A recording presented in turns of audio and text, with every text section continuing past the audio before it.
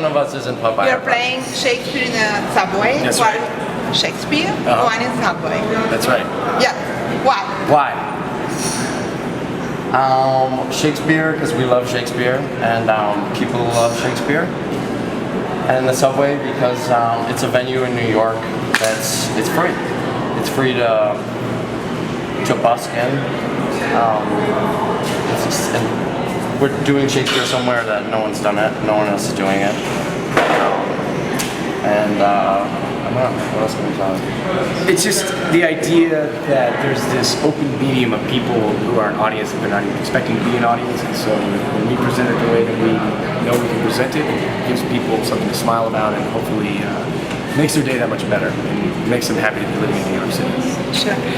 And how do you choose which part of the tragedies to perform? Okay, basically we have like 3-4 minutes, so we want to give them a story that doesn't depend on the whole play. So even if they don't know the play, they still get like a story, something that has finality, that has an arc with finality, and that's pretty much, that's the main thing. Also, obviously, it has to be 2 characters, because there's 2 of us. Basically 2 men, or mostly men. I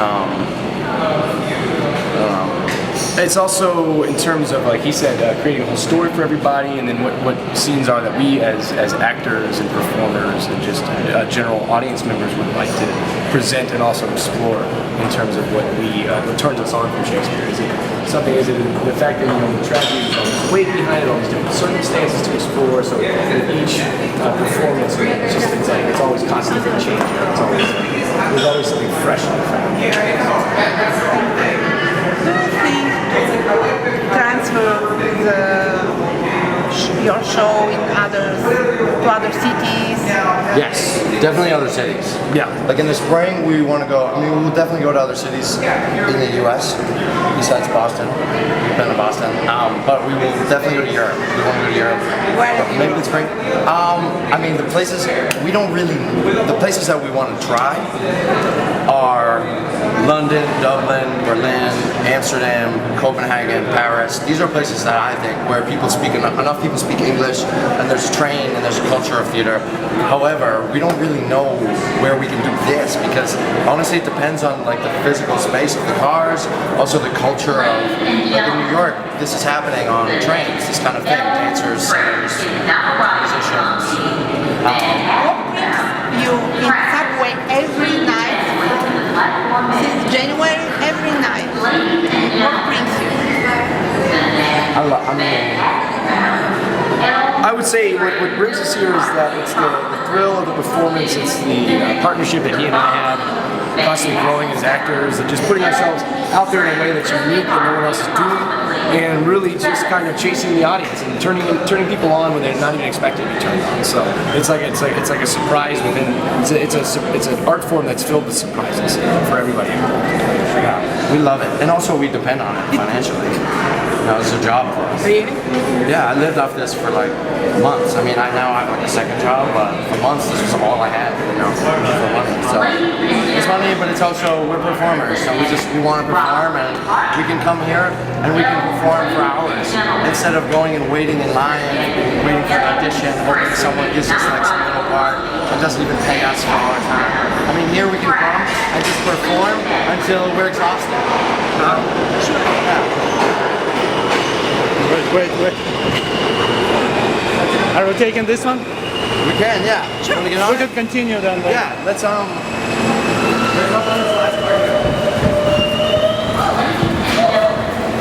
Civilization is subway busking. Yes. What does it mean? So basically, the art of busking is doing performance, be it juggling, music, theater, art, whatever's under the sun that people may enjoy, and then you kindly request a donation if they feel so inclined. And I suppose you have a lot of interesting stories. Tell one or two the most interesting.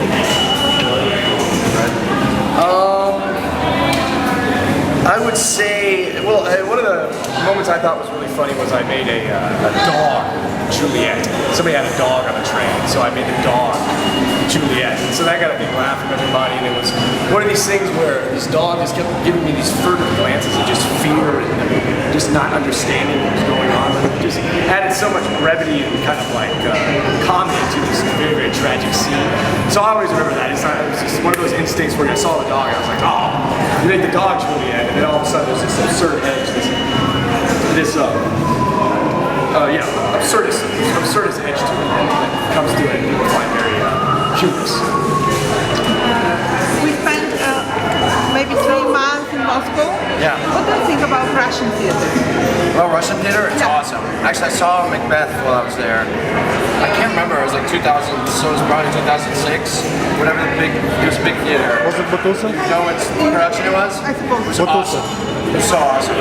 And I didn't understand the language, but it was still really beautiful. Like, I'll never forget it. Like this thing they did with the bed, where he was in bed. You know, and did you see it? And he's doing all these things, he's like sitting in bed, he's rolling, and then he's sitting up. It's so cool. Russian theater is awesome. You know, from what I understand about Russian theater, is like basically the communists, while it's church, all these communities use the theater as their place to meet and to share and stuff. So the theater became like everybody in Russia is an actor. Like everybody. Oh, sorry. It's just everybody does theater in Russia. It's really cool. It's a wonderful place. I mean, Moscow, London, and New York. I think of those as like the capitals of theater. And what do you think about American theater, and especially what do you think about New York theater, New York City theater, American theater? We are part of the theater, but we are a little bit Underground. underground. Yeah. In terms of with the American theater and with Broadway, you know, commercialism is such a major aspect of it, and that's great. You know what I mean? You've got to have money to put up the show and to be able to be in these expensive theaters and this expensive city in the world.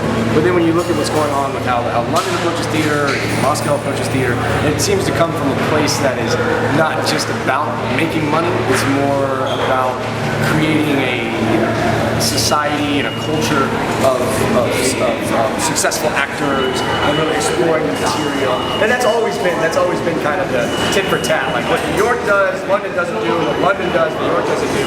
But they're each equal in what their approaches and I guess their foundation and platform is for the presentation of theater. I think New York is great. You know, you just have to like start something. You have to start your own thing.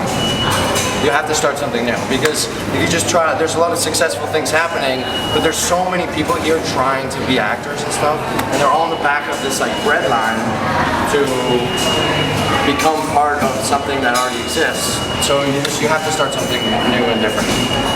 Stay ahead of the curve, basically. I mean, Yeah. do you want to be in the bread line, hoping that this role is passed down to you, or do you want to just kind of take it for yourself and see where everything goes based on what your own ambitions and strengths are?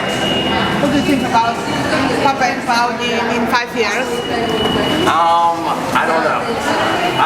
I mean, we got like a movie we want to do. We're also writing partners, and we're definitely working on some theater. Like, I don't know. We'll still be performing on the subway. We'll still do this. Yeah, we'll always do this until they stop us. You know, but we'll have a lot more than that. So, just gonna keep going. Well, because the subway performance is what gives us our edge as performers. You know what I mean? We can look at a situation and be like, that's nothing compared to what we've had to deal with on those trains in terms of just fighting the crowds or just fighting the elements that come with an unexpected audience.